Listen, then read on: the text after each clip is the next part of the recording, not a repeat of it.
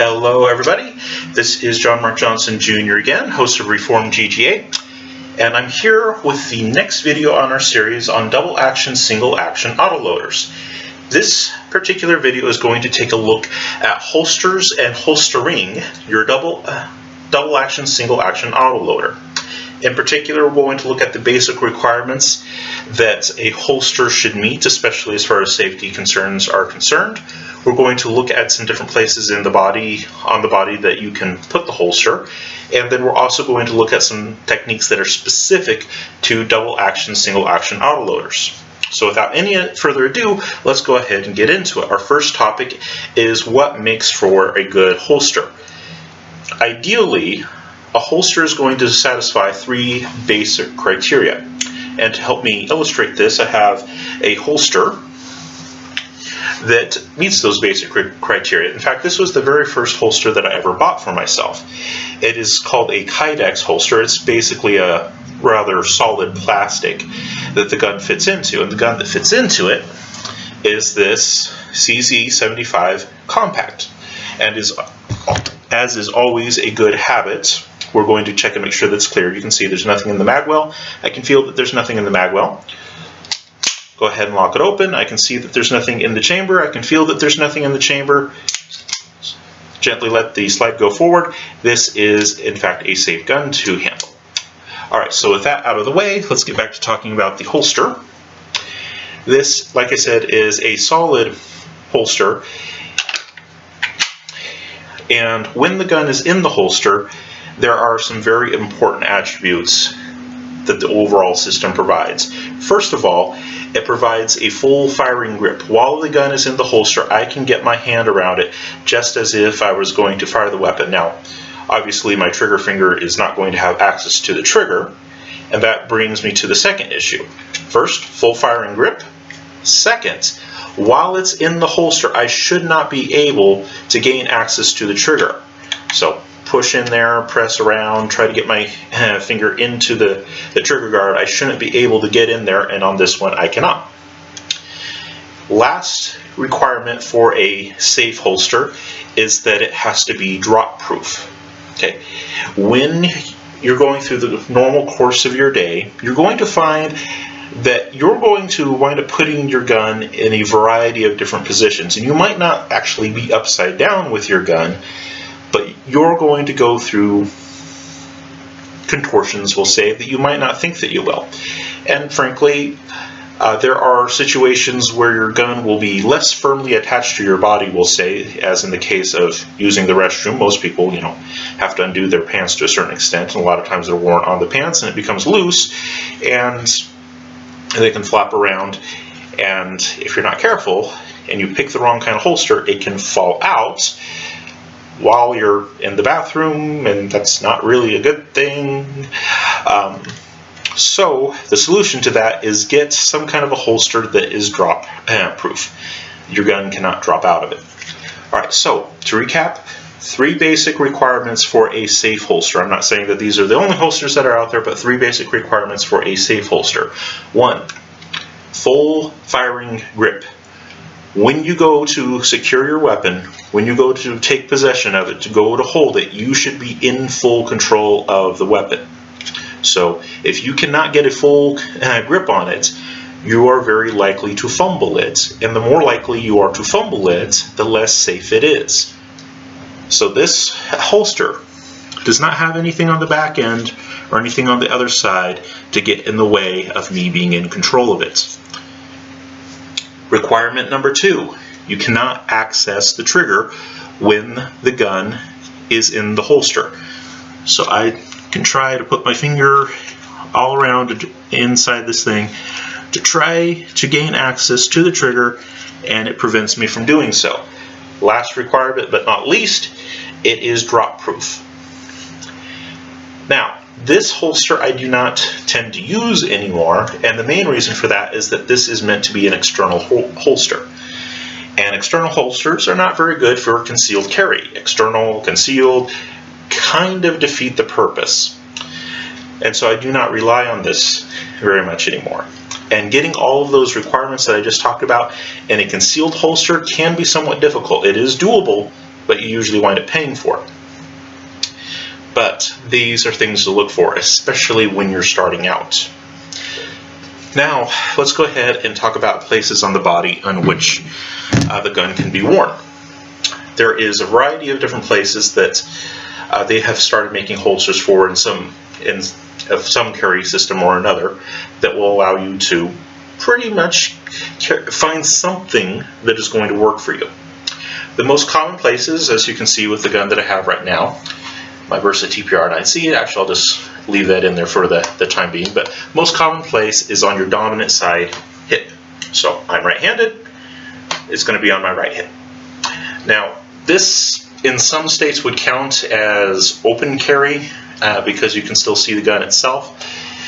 In other states it would be a little bit marginal, but in a lot of states this would count as open carry even though it is technically inside the waistband. But the main points that I'm trying to get at is that the most typical place is on your dominant side hip because that is going to provide you the easiest and usually fastest access for most people. But there are other places that people will carry. One place is some kind of a shoulder holster that will allow them to reach back in basically to their armpit and pull the gun out from there. That is a very viable solution, and it's also a very comfortable solution for a lot of people. It does make concealment somewhat difficult because you always have to have some kind of a jacket or a coat over some kind of a shoulder harness, and you also have to have something that opens across the front so that you can still gain access to the gun. But it is very comfortable. Waistband holsters like this one, especially inside the waistband holsters, can be a little bit uncomfortable. So a shoulder holster can be much more comfortable for people that are concerned about it. But like I said, you usually need to have some kind of jacket or something that comes over it so that you can actually conceal it, and it has to be something that opens across the front so that you can actually get to it fairly quickly. Another issue with shoulder holsters is the orientation of the gun in the holster. For a lot of shoulder holsters, and we've already checked and see that this gun is clear, but for a lot of shoulder holsters, the gun will actually be pointing backwards. So everyone behind you is basically looking down the barrel of your gun. Now, you'll probably have it concealed, have some kind of a jacket over it, but the barrel of the gun is going to be pointing at everyone behind you. And then when you go to draw the gun, you're going to probably cover your offhand arm with the muzzle, and then pretty much, a full quarter of creation, or maybe a half of creation, because you got it facing all the way back and then all the way forward. You just covered literally half the world with the barrel of your gun, which you probably didn't need to do. And if it's a stressful situation, you're probably going to be trying to get your trigger finger on the trigger, which by the way is not a good idea until you're actually in the direction you want to be, but it still happens that people put their trigger finger on the trigger too quickly. And as it's being brought around, you can either shoot yourself in the arm or you shoot, anyone who happens to be on that side. Not really super ideal as far as safety. Relatively comfortable, yes. Safe, not so much. And providing quick, easy access to the gun, also not so much, because like I said, you have to have some kind of a cover garment, has to open across the front, and has to be something that opens across the front relatively quickly. So people who are wearing, some kind of a sports coat or some kind of a formal jacket or something like that, it's not too bad as long as the front is left open and not buttoned up. But most of the time, not all that practical to get into. And then, like I said, the orientation issue of bringing it out when the barrel is pointing all over the place, not really ideal in terms of safety. So that is one location other than your dominant side hip that is out there. They make holsters for it. And for some people, shoulder holster is going to be the best option they have. But in a lot of cases, not ideal. If I would recommend that if you do go for a shoulder holster, go for one that orients the barrel downward. So the barrel is pointing down everywhere you walk, it's pointing down, it's not pointing at all the people around you. And when you go to draw the firearm, you can simply bring it around with the barrel still pointed downward instead of at everybody else, and then orient yourself on the target and shoot. Okay. quite a bit safer. So if you're going to go shoulder holster, I wouldn't necessarily recommend it just because it can be a little hard to access. But if you do go that way, do one that has a barrel down version. Okay, another place that people will sometimes carry their gun is around their ankle, and it's usually going to be their offside ankle. So you'd have some kind of a rig that would fit across your opposite side ankle, and the drawing technique for these is usually pretty cumbersome. Either you're going to have to bend down to access your ankle holster, or you're going to be literally standing on one leg, yanking up with your offhand, drawing with your dominant hand, replanting, and getting a position to shoot from. It's not undoable, but it's also not exactly a quick draw technique. Now it is, in terms of safety, not bad at all, because the barrel in an ankle holster is usually oriented downward, and so when you're walking around, it usually does not put anyone at any kind of significant risk, maybe your foot, depending on how you position the holster. But in terms of general safety and general courtesy of not muzzling people, ankle holster isn't bad, but in terms of usability, not overly convenient, because either I have to bend down to get it, or I have to bring my leg up and draw out. One-legged fighting is not exactly ideal, we'll just say. So ankle holsters, they have a place, especially with people who are sitting a lot, puts them in a better position for being able to get at it, and oftentimes a little bit more comfortable than something that's on or in the waistband. I'll give them that. But in terms of getting it out when you need it, not as useful, not as handy, not as quick. Alright, so we've already discussed some kind of a shoulder harness, we've discussed ankle holster. Another place that you will see people carry is in the small of the back. And the small of the back, again, is sometimes a thing that people do in order to achieve comfort. It is also a case with people who like to wear a jacket or something like that, that it conceals the gun relatively easily, because you can leave the front of the jacket open and the back end will still be there to conceal the gun. So it can be handy that way. And drawing from small of the back is usually not too difficult. It's doable. But as you saw, getting it back in the holster is the problem, because you can't see back there.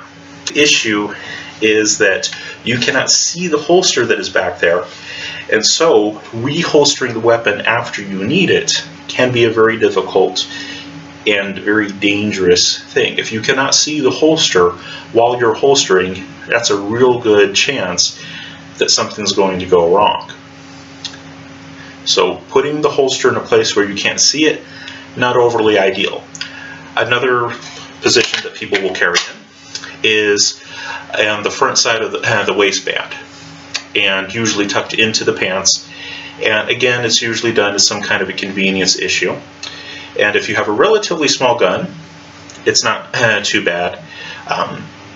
There are some fairly obvious self-harm risks there. We won't get into too many details on that. But needless to say, there are some danger issues there. And that leaves us back basically where we started. There are different places on the body that you can carry your handgun, but the one that people usually wind up with, just simply because it is usually the fastest into action and usually one of the safer positions, is carrying on their dominant side hip.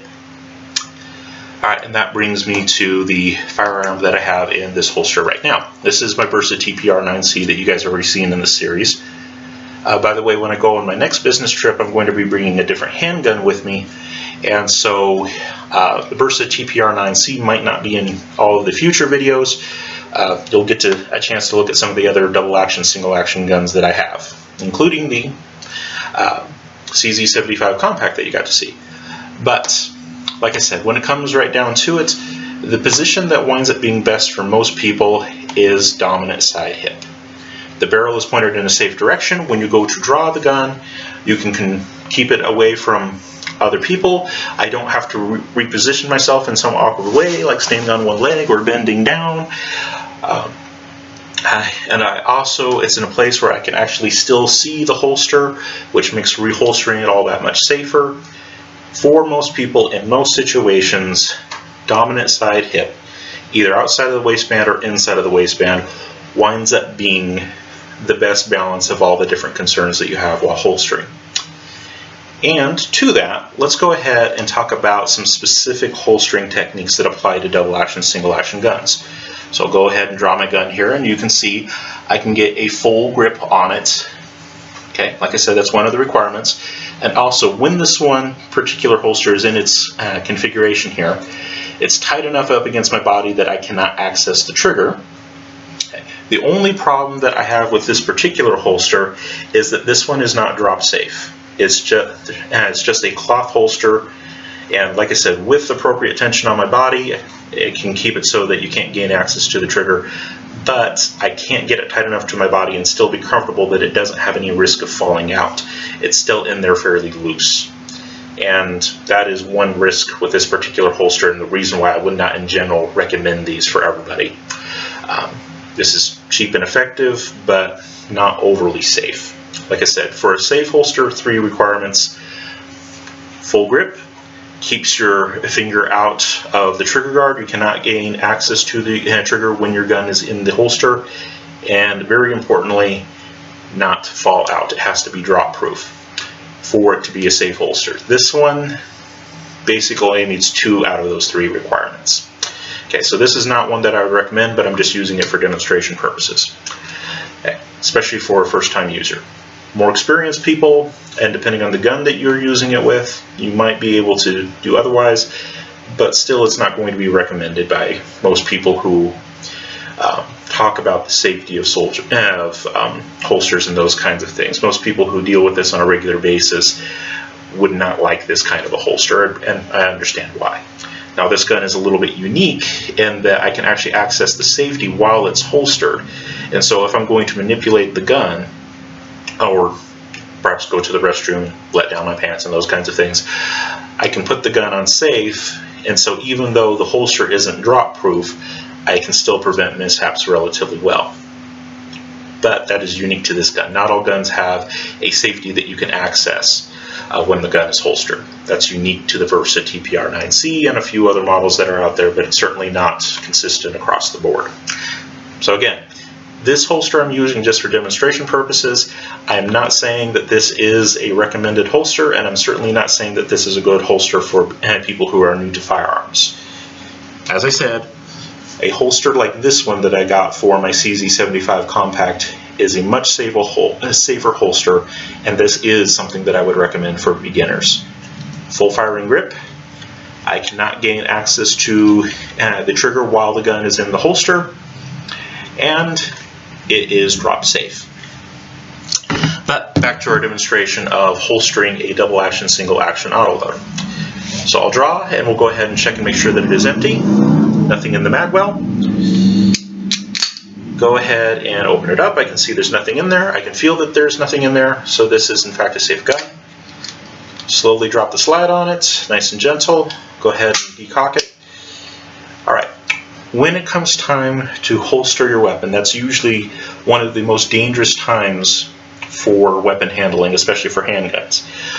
The vast majority of times that people have a negligent discharge are usually when people go to holster their weapon, or they go to do something in the general pant area, wherever their holster is, while the gun is still in their hand.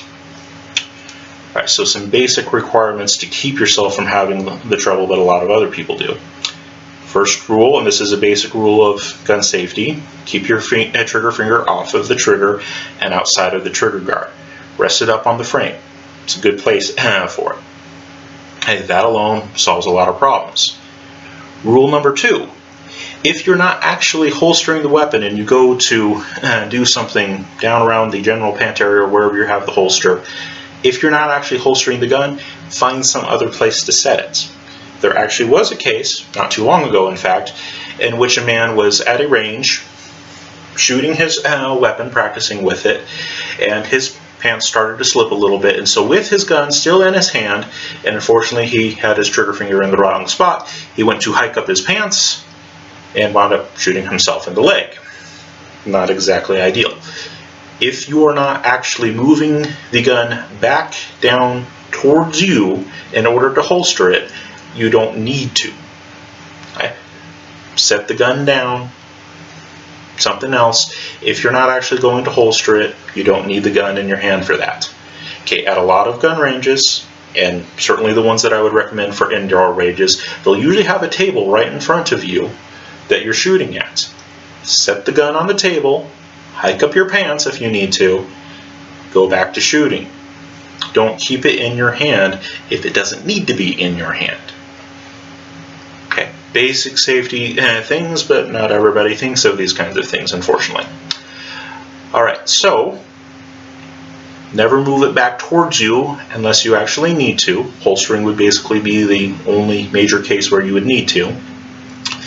And then once you've decided that you're going to holster, make double sure that your trigger finger is not on the trigger, and then use your offhand to either move the clothing that needs to be moved or whatever you can do to make the process more secure.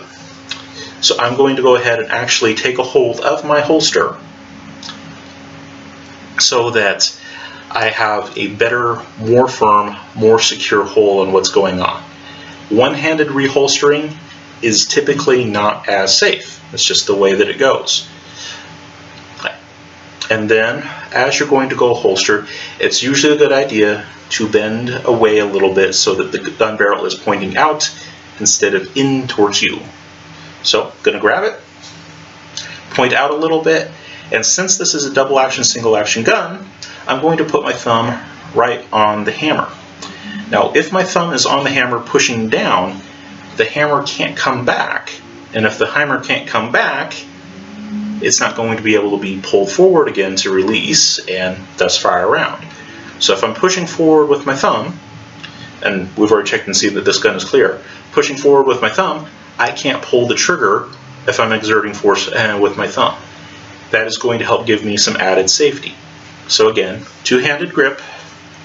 Okay, I'm using my offhand to help myself out. Bend away from it. Thumb on the hammer. Go ahead and slide it in. And I'm going to keep my thumb on the hammer with a decent amount of pressure, and I'm going to go ahead and feel around the holster to make sure that the gun is firmly seated, that the trigger is completely covered, and that nothing got caught in the holster while I was reholstering it. My shirt didn't get caught on there or anything like that. It is completely free of anything else except for the gun. So I'm going to go ahead, keep feeling around. And then last, I'm going to make a little adjustment. So with my thumb still on the hammer, going to go ahead and grasp the holster, adjust as I might need to with my thumb still on the hammer. And then once I've adjusted, once I'm sure that only the gun is in the holster, not any of my shirt fabric or anything like that, once I'm completely sure that it is holstered properly, then I will take my thumb off of the hammer. And that is how you safely holster a double action, single action autoloader. So to repeat, make sure that you're only moving the gun back to yourself when you need to. Seriously, if you need to hike up your pants or whatever it happens to be, set the gun down, take care of business, go back to doing what you're doing. But if I am going to be moving the gun back towards myself, it's going to be with a purpose. I'm going to have my holster in a place where I can actually see it. I'm going to use both hands to reholster the weapon. I'm going to lean away. I'm going to put my thumb on the hammer so that the hammer can't move back. Carefully move into position, keeping my thumb on that hammer. Use my other fingers to check around the holster to make sure that nothing got caught in the holster that isn't supposed to be there, like a piece of fabric, part of your shirt, whatever you happen to be wearing or whatever. Make sure that everything is good to go that way. Okay. And then with your thumb still on the hammer, make any adjustments that you need to. And then once you're sure that there's nothing in the holster aside from the gun, that is properly seated in the holster, and that it is in the correct position on you, Then you can go ahead and take your thumb off of the hammer and you're good to go. Alright, so that is the basics of holstering a double action, single action autoloader. 3 basic requirements for a good holster. This I would take as a good example of that. Full firing grip. If I have a full firing grip on my gun, when I go to draw the gun or put it back in, I'm the one that's in control. If I have to release that grip in order to get it into the holster or out of the holster, that creates some level of unsafety. I don't want to be unsafe, I want to be safe instead. So, full firing grip that I am in control of. Second requirement, when the gun is in the holster, I should not be able to access the trigger. Can't poke my finger in there or anything like that and get access to the trigger. Cannot do that. And then last requirement has to be drop safe. Those 3 things right there go a long way to making the holster safe. If you have a holster that doesn't have all 3 of those attributes, like this one, there's going to be an added level of potential problems, potential unsafety, and you're going to have to take due precautions around that. Like I said, on this particular gun, I can access the safety externally, and so if I'm going to manipulate it when I don't need it to, defend my life, I can go ahead and put it on safety first, and then, still using extreme care, because you can't overly rely on a safety, do the manipulations that you need to do. But like I said, not every gun is like that. So this is a holster and gun combination that happens to work out okay and be sufficiently safe, especially for someone who has more experience with firearms. But if you're brand new to firearms, this kind of holster is the kind that you want. Full firing grip. I cannot gain access to the trigger when the gun is in there, and it is drop safe. Alright, then we talked about the different positions on your body that you can have the holster. We talked about under the shoulder kind of holsters, holsters.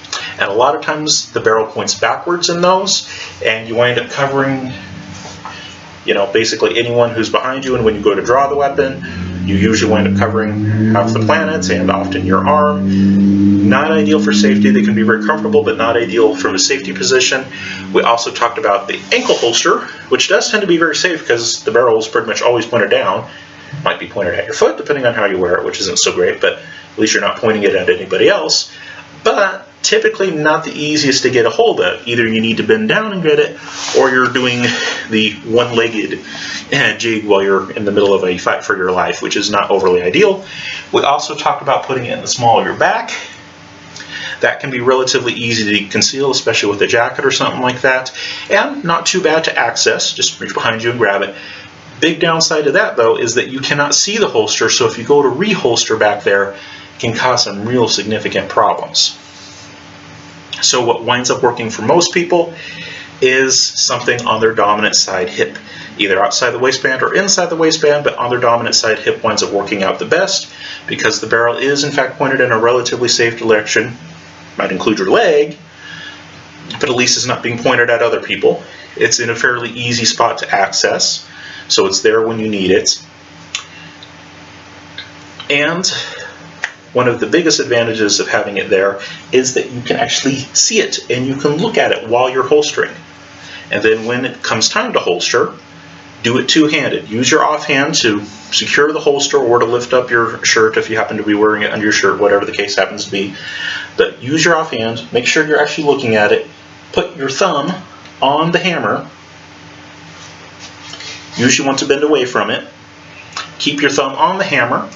While you're checking the holster, make sure that nothing got caught in there that isn't supposed to be in there. Make sure it's just the trigger. Check around with your thumb still on the hammer. Adjust as you need to, and then once you're sure that everything is where it needs to be, then you can go ahead and take your thumb off of the hammer and you're good to go. Thank you very much for your time and attention, folks. I hope you found this useful. Bye-bye.